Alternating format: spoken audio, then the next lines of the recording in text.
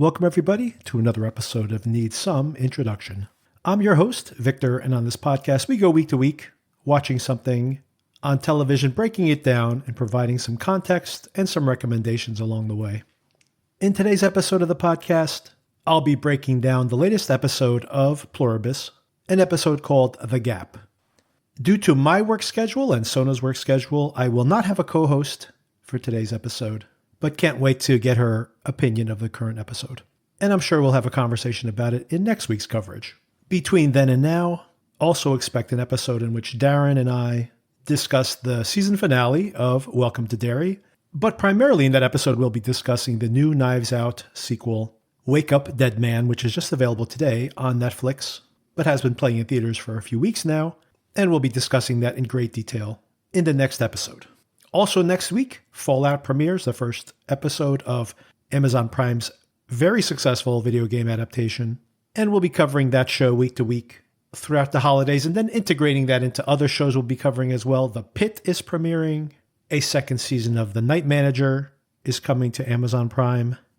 Darren and I will be discussing Industry, Season 4, I believe the final season of that HBO series. And Sona and I will be going week to week discussing Hijack as well, the Apple TV Plus thriller starring Idris Elba, I should say. And of course, in the meantime, the holidays are coming. It's also the end of the year, and I'll be counting down my top 20, 30, 40, maybe 40 films of the year and my TV shows, a much shorter list of television shows, mostly what we've covered here on the podcast.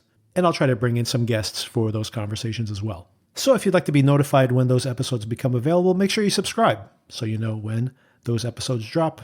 And of course, if you'd like to support us, recommend us to your friends and family, binge us on a long car ride, check out our back catalog for other episodes you might have enjoyed or might have missed along the way, maybe some shows you've been catching up on, and give us an Apple podcast review or Spotify review or whatever podcatcher of choice you happen to be listening to us on.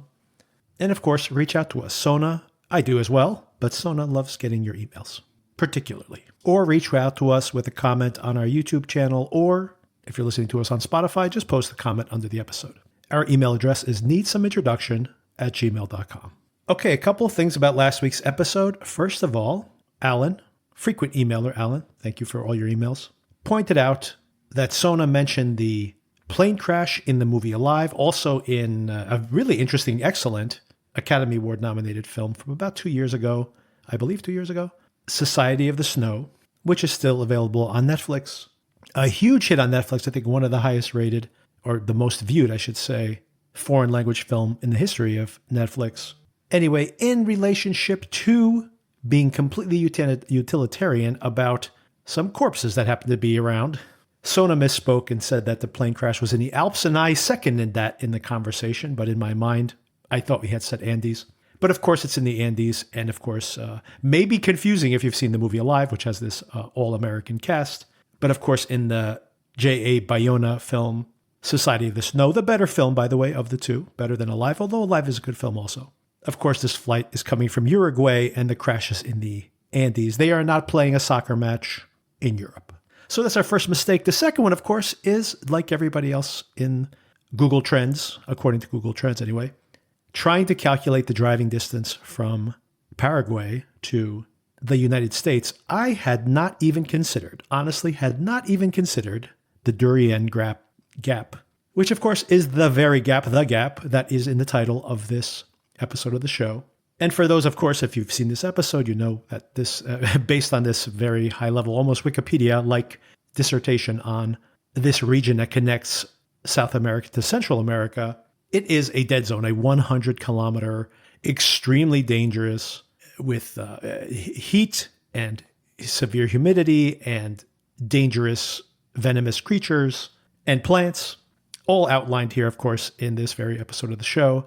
And there actually is a ferry. This is all stuff I've discovered in the since then, but there is it used to be, at least, maybe not even currently anymore, a ferry that connects or circumvents it. But I was honestly shocked. Again, Alan was the one who pointed this out in an email. I was honestly shocked that, first of all, I have not thought about the Darien Gap since I was in high school, probably.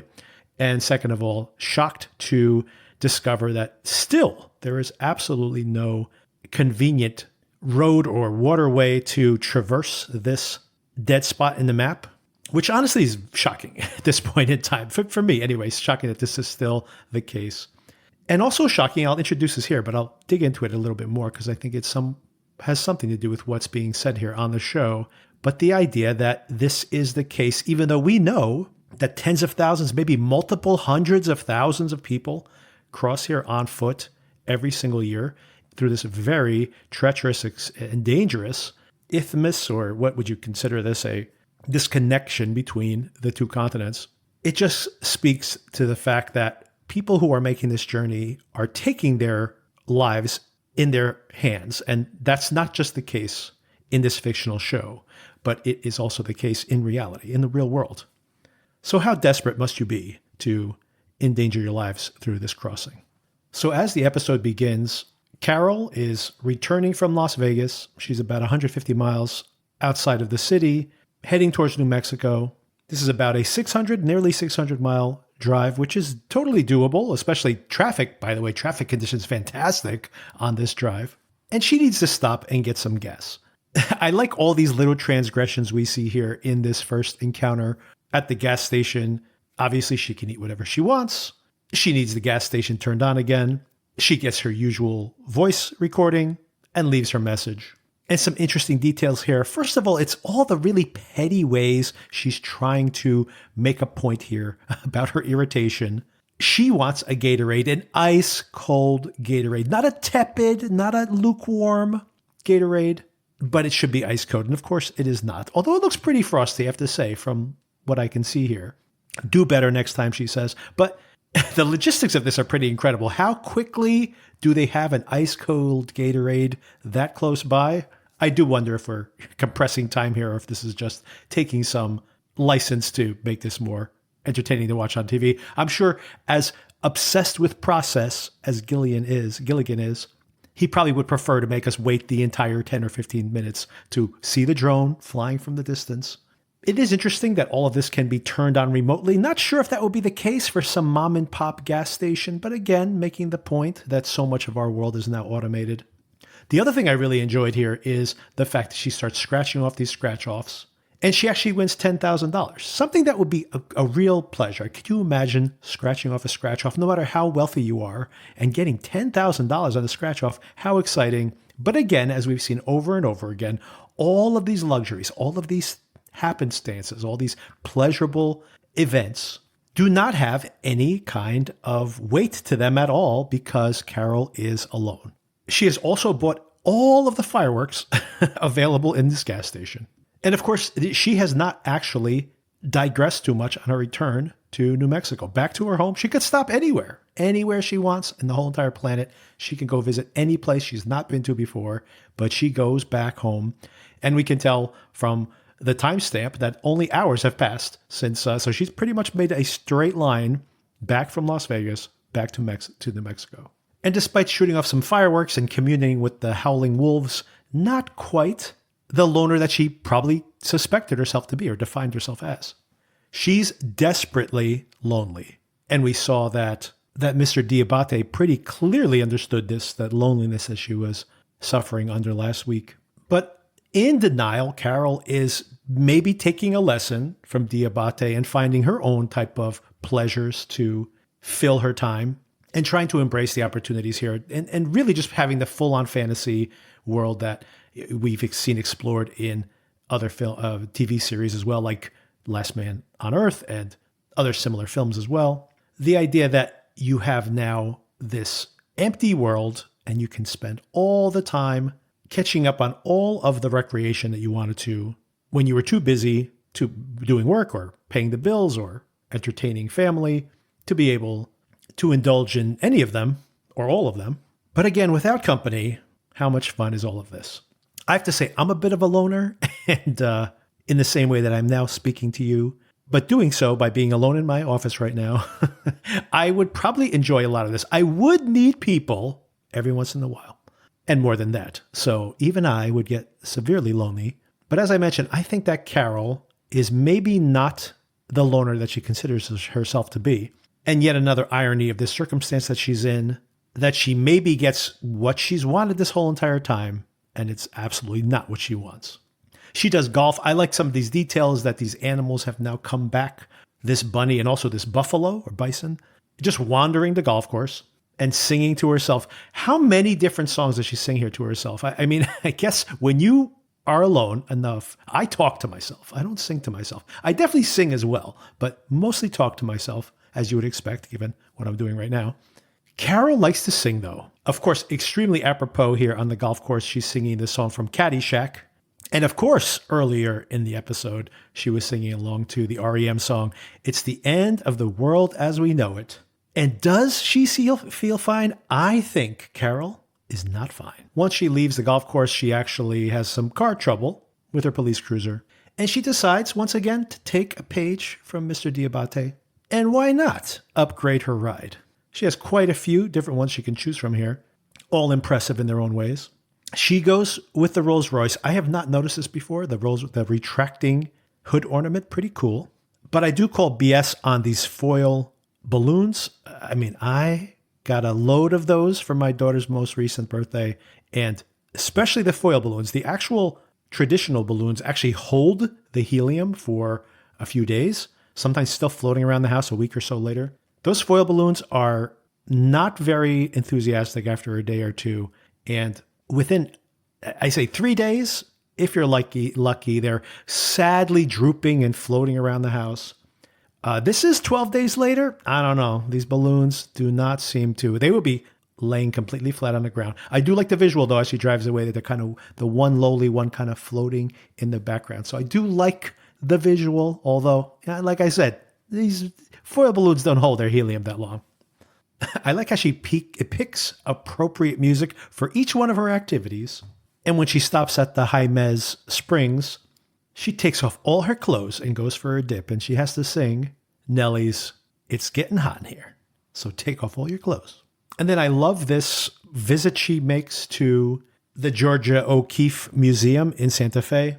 And she sees a very famous painting, which I don't remember off the top of my head here, but one that she especially appreciates. She actually has a print of it in her house, and she's appreciating it. And then she's like, you know what? I'm just going to take this home with me. And I love the visual of her taking the print off the wall and replacing it with the actual painting. Beautiful. Oh, and of course she's singing Georgia on My Mind for Georgia O'Keeffe, because every one of her sing-alongs here is, which of course I think we do too as well, right? Like sometimes my daughter will say something, or you hear something, or someone will just get hooked in your head and then you're singing a song lyric that relates to that thing. Carol apparently operates exclusively in this mode. After admiring her new artwork, it's time for Carol to make a request. She's going to get dolled up tonight. She's going to paint the town red. All that food that she has not been partaking in. She wants some of her greatest hits at a fancy restaurant in her area, which I don't know, the specific restaurant. So she picks out the menu.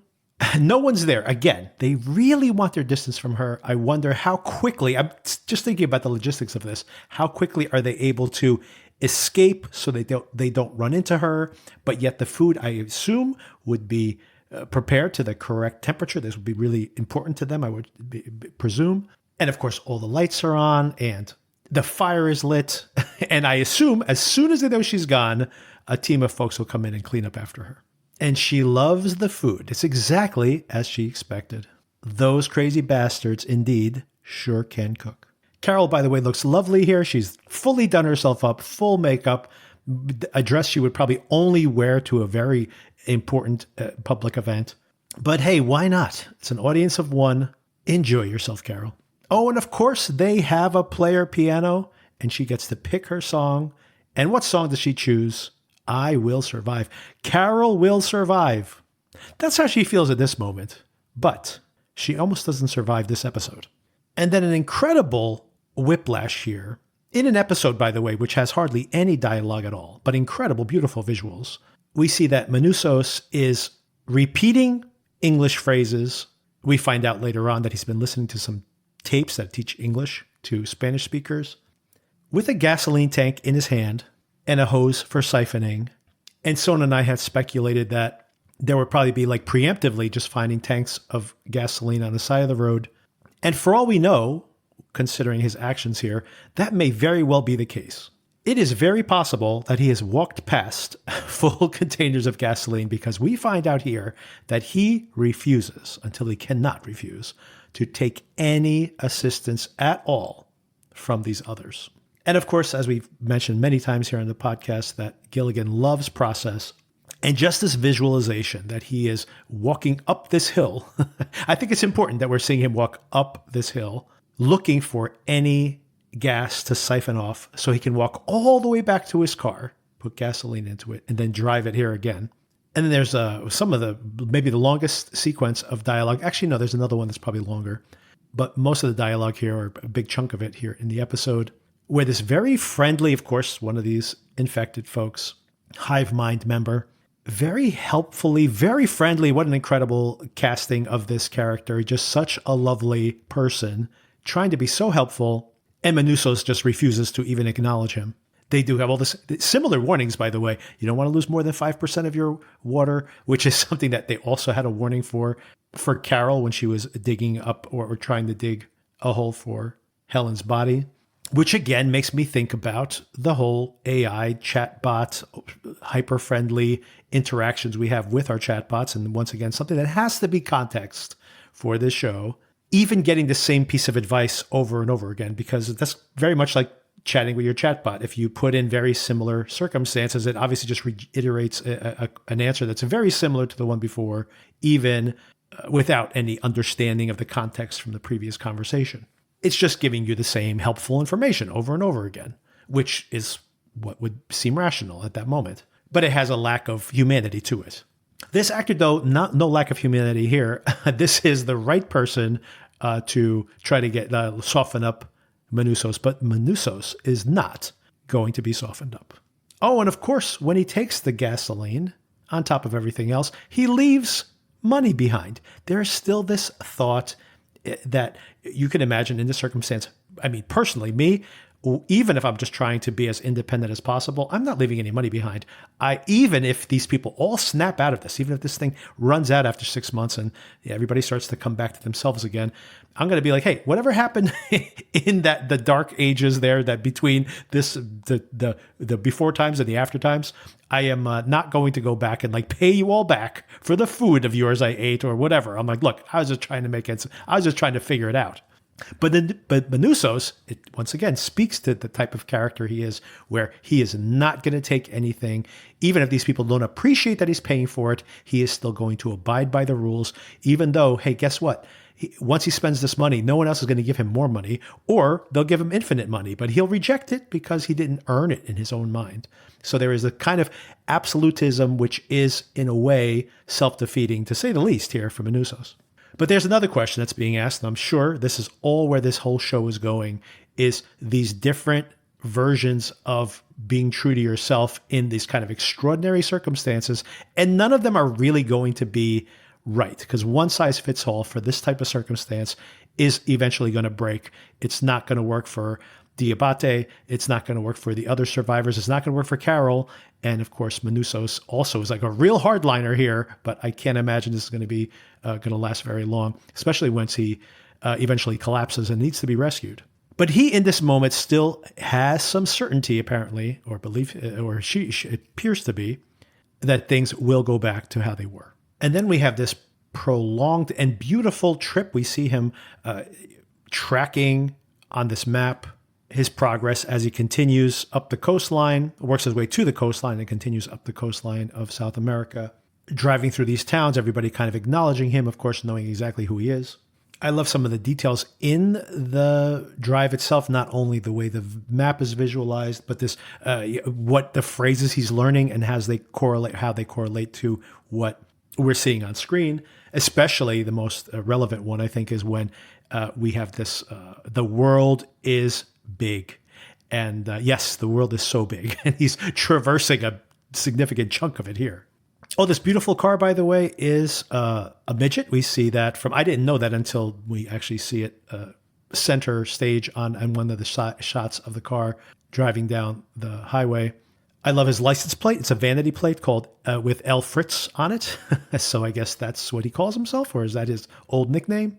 And this car, lovingly maintained, This car manufactured back in the 60s and early 70s, I think. So not a contemporary car, a car that's easy to keep running for half a century since the end of its manufacture.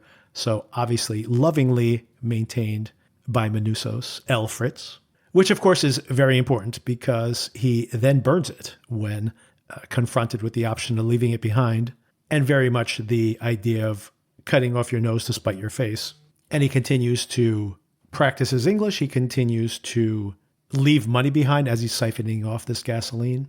He fishes for himself. I assume he's eating mostly fish. I think the only time we see him eating anything is fish. And this is presumably this trip, this 5,000-mile trip, although we're only seeing the first, not even 1,000. Maybe is it 1,000 miles between this leg of the trip? Maybe more than that. It's still taking multiple days. And then, of course, he arrives at the Durian Gap.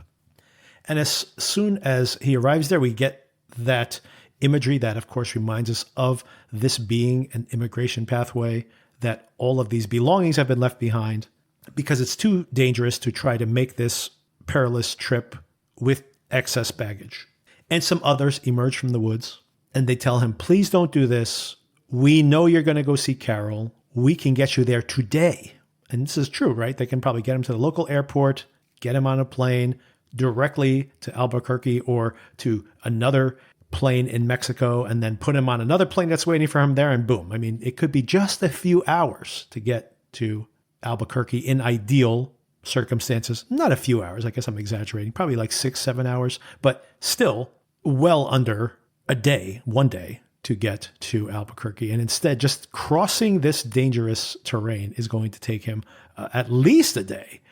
And I mean, he probably will need to take multiple breaks. So this thing is going to drag on for multiple days in this incredibly difficult, I'm sure he doesn't have food, because I'm sure he wouldn't even choose to steal food from the convenience stores he's been passing this whole way. Again, this true ideological commitment to his beliefs is literally going to get him killed. And he would fail his mission. So I'm very interested, very intrigued in knowing a few things. What happens next, basically, to this character? Because is he going to remain, even after having to, just the simple fact of necessity, having to accept the help from these others to survive this trip? And will it soften him in some ways? Would he come out of it even more committed to his mindset?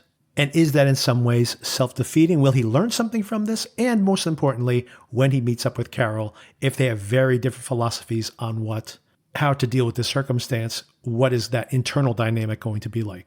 But of course, as I mentioned, these others come out of the woods. Don't do this. This is 100 kilometers. There are no trails. 38 degrees Celsius is almost 100 degrees Fahrenheit for us Americans. It's very humid. There's little clean water. There are poisonous trees. There are venomous snakes. There are venomous insects. You can get infections. There's limited food. We can get you to Carol, and we can even take your beautiful car with you. I know how much you love it. And he burns the car. He tells him, you cannot give me anything because all that you have is stolen. You don't belong here. I'm a little surprised, by the way, as direct, maybe because he didn't get in their face and start yelling at them, that this didn't immediately kill millions of people around the world. And then he heads out on this hike, this 100-kilometer hike. Jesus. With this, having learned this phrase in English that he's been preparing himself for. And this is his mantra, literally his mantra that he repeats over and over to himself. My name is Manousos Oviedo. I am not one of them. I wish to save the world. And we literally just see this actor, Carlos Manuel Vesga is the name of the actor, doing an incredible job here, by the way, of defining this character just purely through his actions and just repeating this to himself over and over again as he literally encounters every single thing that he's been warned about up until this point. And there's this hilarious and terrifying sequence where he's coming out from the woods with his machete, cuts away some leaves, and takes a step almost directly into one of these trees. A tree, I didn't know anything about these trees, by the way. The spiked chunga palm tree. I wonder what is up with this defensive. Like, what's feeding on these trees that it needs this kind of level of self-defense? Anyway, he sneaks past a couple of these trees. He's just working his way past them. And there's this great moment where he's starting to get delirious, probably dehydrated. And he steps on a rock and it rolls backwards. And as he's losing his balance, he tries to grab onto this vine, which just immediately comes off of the tree. And he falls right back, oh my God, directly into these spikes, right into his back. And they've even warned him that, this could be bacteria that can, he's got to be, if this is true, that there's bacteria growing on these spikes, he has put that deep into his skin. He is almost certainly going to die. And he's just bleeding as well, by the way, from these wounds. And that night he does a whole Rambo where he's sitting by the fireside and heating up his machete and trying to cauterize these wounds in his back. It's horrible. This guy's just in the worst situation. Oh, and by the way, so let's just take a minute here to explore this idea that we are seeing Carol at the end of her rope, and she's like sitting in the lap of luxury, going to golf courses, having fun, and, on the surface, clearly, just to be clear about that, eating her favorite meals that she's ever eaten in her life, literally in a depressive state, in the empty luxury that she is surrounded by, intercut with Manousos, who has nothing, not barely a bite to eat, and with spikes embedded in his back, and it's just such an incredible duality here of experience. And eventually, due to dehydration, due to fatigue, due to this infection spreading, Manousos collapses in the woods. And then importantly, he's laying on the ground and he waves his hand, but it's very ambiguous. Is he blocking the sun? Is he waving at them? Because importantly, earlier on, they say, all you have to do is look up in the sky and wave. And I guess they have a drone following him around and will come and help you out. Honestly, at this point, I think they were going to intercede regardless of whether they got a signal for him or not, because they simply can't help but see someone who's about to die and not take action. But the others have come to the rescue. And then we jump back to Albuquerque and Carol. But it is 35 days later. This is really interesting. In my head, I'm thinking Manousos recovers. He gets pissed off at the others. He makes his escape. I'm not sure exactly what his plan would be, but 35 days is a very long time, because I assume the others are going to would have gotten him close to Carol. I don't think they would have just kept him where he was, unless maybe they took him all the way back. No, they wouldn't have taken him back. I think they would have taken him closer to Carol, because that's what his desire was. So they would just assume that anyway, take him to a hospital where he would recover. But I don't think he'd be in recovery for 35 days. So he has got to have been out. I think that him being the way he is, the second that he was strong enough to get out of there, he would. So what has he been doing for all this time? Maybe he was in a coma. Who knows, right? So maybe it could be something as simple as that. But very curious to know what has Manousos been up to in the 35 days since we left him before. Carol, meanwhile, has been, golfing, not on the golf course, but off of buildings and shattering windows nearby. By the way, second time I'm going to call BS on this episode. These office buildings, these windows can take bird strikes. They are not getting broken by a golf ball. But it's a cool visual. You got another thing coming, by the way, is playing on our portable Walkman, or I should say CD player. And then most importantly of all, she's been setting off these fireworks. She tries to set them up in a way where they'll all go off at around the same time. Very cool visual. This is that night after the golfing events. And then the biggest one is aimed at her chair. Now, I don't know if it fell over and she simply did not take action. So I'm not sure if she's like, the coup de grace here is going to be that this thing is going to kill her. And that's how she literally has aimed it at her own head. Or if this just happened to topple over when she was tying the strings together and she's just looking at it going like, I don't care anymore. And then incredibly, by the way, she just kind of accepts the fact that she's going to die. And the rocket goes right past her hair. I love this shot, the visualization that it just kind of just moves her hair and then goes right into the house, sets the garage on fire. Pretty hilarious and terrifying at the same time. And she accepts the fact that she did not die and puts out the fire. And the next day she goes to the local home center to buy a giant container of white paint. I thought she was going to paint the house because maybe there was some fire damage, but no, that's not what she's doing. She's painting a giant message in the middle of the street. And very intentionally, I think that she's writing, we see her aggressively writing the letter K, and we're like, oh, I know what she's writing. She's saying F-U-C-K to these people out there, but that is not at all what she's writing. She says, please come back. And Zosha shows up and she collapses into her arms. Before that happens, by the way, she is sitting there. Very interesting. I'm trying to like almost read what is going through her mind. Very curious. She's sitting there watching, admiring the Georgia O'Keeffe painting on the wall, and really does seem to look at it intently and really appreciate it. So even in her moment of despondency, there does seem to be something that she appreciates here, just the beauty of the painting. And maybe thinking that this is as good as it's going to get for her because she's been this lonely for this long. And then, of course, her beautiful reunion with Zosha, which is incredibly powerful because, again, you think about someone who's been so committed to her belief system, but just the simple reality that she needs companionship. And like we all need companionship in the end, no matter how much we think we want to be alone. At some point, eventually, we all crave contact and camaraderie. And of course, Zosha very warmly embracing her. And of course, there's this love that this entity has for these others. But we know that, again, being very committed to their own philosophies in the way that Manousos, being over committed to his ideology, nearly got him killed. These folks are going to be overly committed to their ideology, even if they can't help it, considering it might be some kind of programming that they have, we know is also eventually going to kill most of them off as well. And that's the end of the episode. Okay, so many things to consider next week. I touched on this last week when Sona and I were discussing the last week's episode in Vegas, but I think, and maybe this is just the way Carol is in her own personality, that there is an idea that you catch more bees with honey, that if she was just interacting with this entity and learning about it, it might be the better way to undermine it eventually. And I do think that that process, that very process, is going to begin next week. So maybe she will start to make that revelation.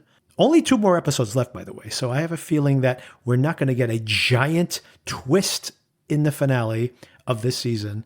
I think it's going to be mostly, creating this world and setting up the stakes for that second season.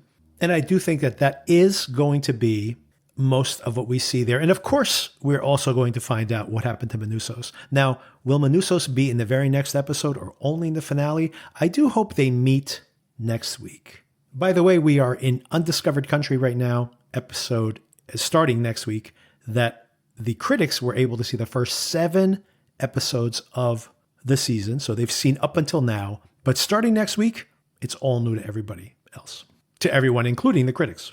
Oh, of course, there's been some intriguing covers at the end of each one of this show. Just to square that circle, this one is Age of Aquarius, of course. Okay, some trivia here. I, in general, have not listened to the Pluribus official podcast. And I assume a lot of you out there have listened to it. And I only listened to the very first one, and I listened to this week's. And in general, I mean, first of all, I don't listen to a lot of other people's podcasts on the shows I'm covering for a couple of reasons. One is I don't want to taint my opinion with their opinion. And second of all, mostly important is that I got into podcasting because I listened to a lot of podcasts. And there is something like having a conversation in your mind. I'm sure you're having this experience right now of listening to a podcast. So for me, hearing someone else talk about whatever I'm about to talk about kind of saps away my energy to do this. So in general, I don't listen to it. Although what I have listened to of the podcast, I have liked. But for anyone who hasn't listened to it, it's very much about the making of the show. And it doesn't talk about themes, which is primarily what oftentimes if I see a movie and then I want to listen to a podcast, it's to think about it, to like kind of dissect the themes and the intentionality of what's being said there. There's not a lot of that in the official Pluribus podcasts. I'm sure there's other podcasts that do break those themes down, etc. But I was very curious to hear the official podcast, knowing that it's very much more about the production of the episodes, because I was really curious as to, this is a really, truly beautiful episode of TV. And I'm like, where did they shoot this? Did they actually drive through Argentina? Like, where did they shoot this footage? And shocked to find out that they shot most of this in New Mexico, in the Jaime's Pueblo. So it's very funny that some of what we see in his drive was actually shot at this Pueblo, which is the Pueblo right by the springs that Carol goes to. So the two actors are within, a very short distance of each other, theoretically, as they're shooting these scenes. But of course, in the world of the show, they are many thousands of miles apart. But it's the magic of movie making. Oh, and most importantly, of course, all those beautiful coastal driving scenes. I'm like, where is this? That boat full of cactuses? Like, cacti, I should say. But where is, what are we seeing here? It's actually the Canary Islands, which are absolutely stunning. If you've never been there, truly beautiful, and didn't even consider it. But then to imagine that, of course, this was shot in the Canary Islands, which is, and they mentioned this in that podcast, it's a microcontinent because it's an island on one side, but actually broke off from Africa on the other. So it has in like the rock formations of the interior of a continent, but then has this coastal island-like coastline as well, and allows them to shoot many different kinds of climates in a very concentrated location. So anyway, beautiful to look at. And some very funny things they mentioned about the production. For example, when Manousos collapses, he is collapsing in the Canary Islands, and then the shot of the helicopter coming down was shot in New Mexico. So it collapses in one continent, wakes up in another.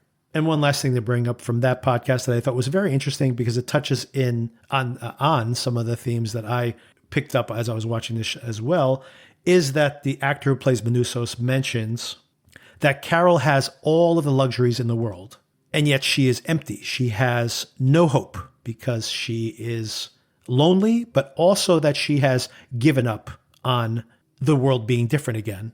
And alternately, Manousos has this purpose, is, repeating this mantra. It's as if he is in the meditative state, is willing to go through all this suffering because he has this hope. He has this belief that things will be different again. And that's just one of the dichotomies we're seeing there between Carol's perspective and his. And I do think that the whole show is setting this up intentionally to have Manousos, this isolated, diehard, steadfast, uncompromising figure, versus Carol, who is outraged by what's happened, but then doesn't want to kind of surrender her luxuries and accommodations, and what is going to happen when these two forces collide. And as far as speculating for the next episode, as I mentioned, I think Carol's back in the fold with the others. She's going to, as a matter of fact, the description, I'm looking at it right now, the description for next week's episode mentions that she will discover many new things that she didn't anticipate in this reconnection with Zosha, and via Zosha, the collective unconscious, the collective conscious, I should say. And what's going to happen when Manousos and Carol meet.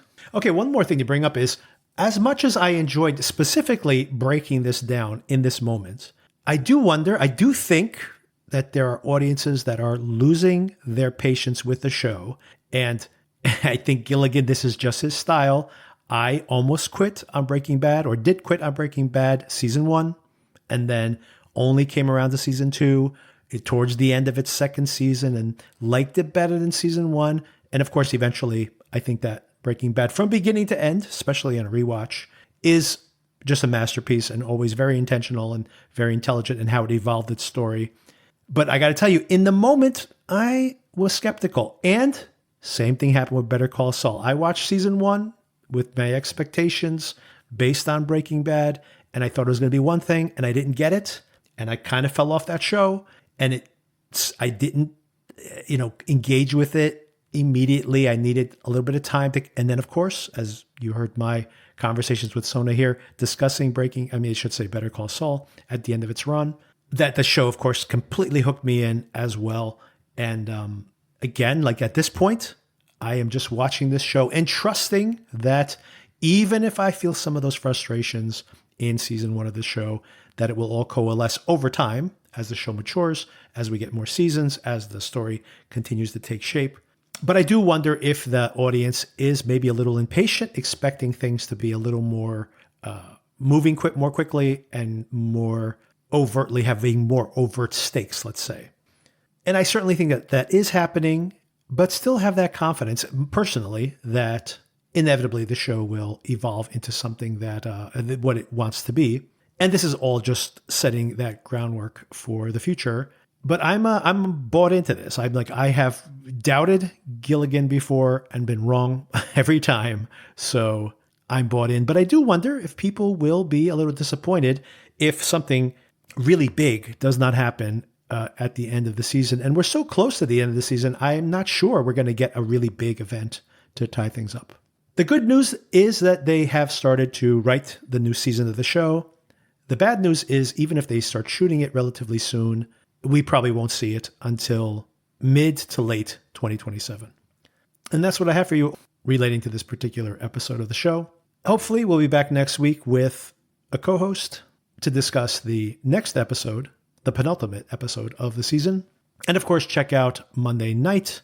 Expect an episode regarding the new Knives Out film, which I do recommend, and of course, easily available on Netflix. So check it out this weekend, and then you can hear Darren and I discuss it on Monday. And if you have been watching Welcome to Derry, we'll also be discussing the finale of that show. Probably pretty briefly, to be totally honest. We haven't been loving that show, but we have been following it. So we will give our opinion of where the season landed, but primarily be talking about the new Knives Out film. All right, everybody, thank you for listening. Have a great weekend, and I'll talk to you soon.